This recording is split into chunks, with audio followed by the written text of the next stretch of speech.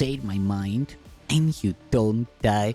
This is the season 1, the episode 534 in the series How to Manifest Immortality. And the name of today's teaching is The Peace of Heaven. Forgetfulness and sleep, and even death becomes the ego's best advice for dealing with the perceived and harsh intrusion of guilt on peace. Yet no one sees himself in conflict and ravaged by a cruel war unless he believes that both opponents in the war are real. Believing this, he must escape, for such a war would surely end his peace of mind and so destroy him. Yet if he could but realize the war is between real and unreal powers, he could look upon himself and see his freedom.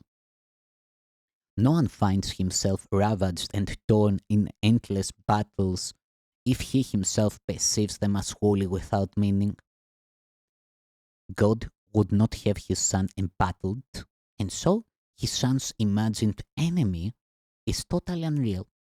You are but trying to escape a bitter war from which you have escaped.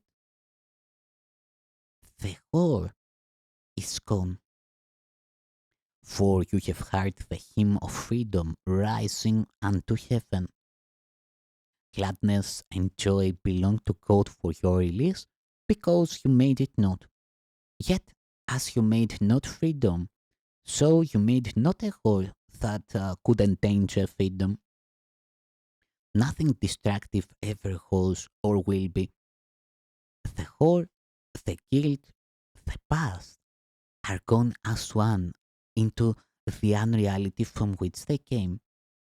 When we are all united in heaven, you will value nothing that you value here. For nothing that you value here do you value wholly, and so you do not value it at all.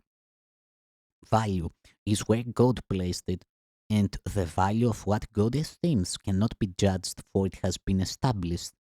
It is wholly of value. It can merely be appreciated or not. To value it partially is not to know its value. In heaven is everything God values, and nothing else. Heaven is perfectly unambiguous. Everything is clear and bright, and calls forth one response. There is no darkness, and there is no contrast. There is no variation. There is no interruption.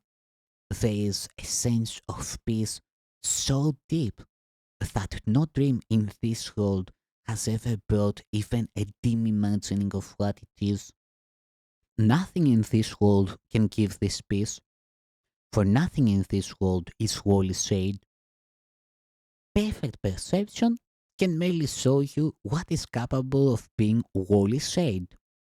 It can also show you the results of shading while you still remember the results of not sharing. The Holy Spirit points quietly to the contrast, knowing that you will finally let Him judge the difference for you, allowing Him to demonstrate which must be true. He has perfect faith in your final judgment because He knows that He will make it for you.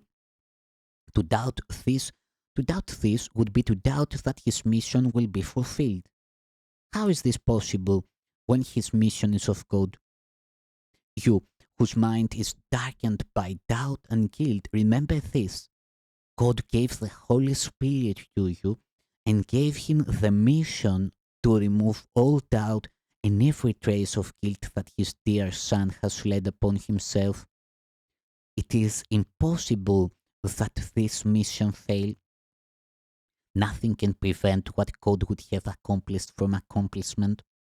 Whatever your reactions to the Holy Spirit's voice may be, whatever voice you choose to listen to, whatever strange thoughts may occur to you, God's will is done. You will find the peace in which He has established you because He does not change His mind. He is inviolable as the peace in which you dwell and of which the Holy Spirit reminds you. You will not remember change and shift in heaven. You have need of contrast only here.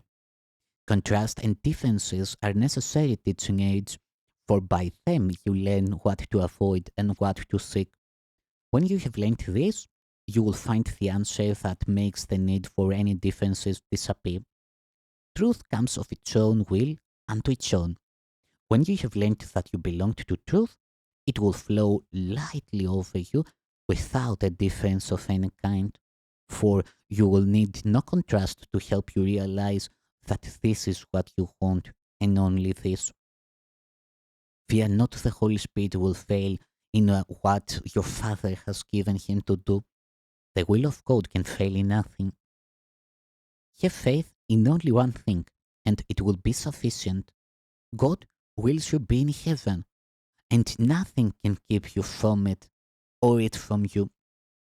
Your wildest misperceptions, your weird imaginings, your blackest nightmares all mean nothing. They will not prevail against the peace God wills for you. The Holy Spirit will restore your sanity because insanity is not the will of God. If that suffix Him, it is enough for you.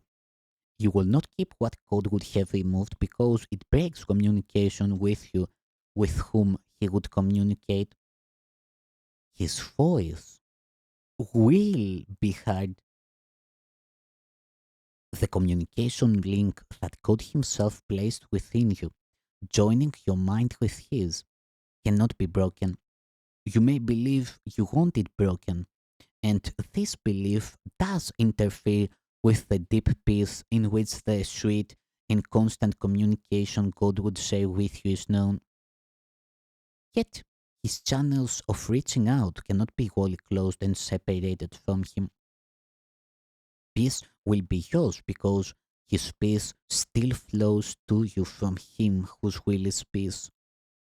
You have it now. The Holy Spirit will teach you how to use it, and by extending it, to learn that it is in you. God willed you heaven, and will always will you nothing else. The Holy Spirit knows only of His will. There is no chance that heaven will not be yours, for God is sure, and what He wills is as sure as He is. You will learn salvation because you will learn how to save. It will not be possible to exempt yourself from what the Holy Spirit wants to teach you. Salvation is as sure as God. His certainty suffix. Learn that even the darkest nightmare that disturbs the mind of God's sleeping Son holds no power over him. He will learn the lesson of awakening. God watches over him, and light surrounds him. Can God's Son lose himself in dreams when God has placed within him the glad call to waken and be glad? He cannot separate himself from what is in him. His sleep will not withstand the call to wake.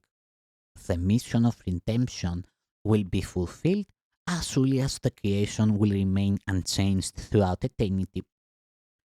You do not have to know that heaven is yours to make it so. It is so. Yet to know it, the will of God must be accepted as your will. The Holy Spirit will undo for you everything you have learned that teaches that what is not true must be reconciled with truth. This is the reconciliation the ego would substitute for your reconciliation to sanity and to peace. The Holy Spirit has a very different kind of reconciliation in his mind for you, and one he will effect as surely as the ego will not effect what it attempts. Failure is of the ego, not of God. From him you cannot wander, and there is no possibility that the plan the Holy Spirit offers to everyone for the salvation of everyone will not be perfectly accomplished. You will be released, and you will not remember anything you made that was not created for you and by you in return. For how can you remember what was never true, or not remember what has always been? It is this reconciliation with truth and only truth in which the peace of heaven lies.